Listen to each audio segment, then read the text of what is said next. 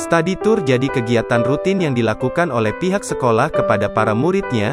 Momen kebahagiaan study tour turut dialami rombongan taman kanak-kanak yang sedang viral ini.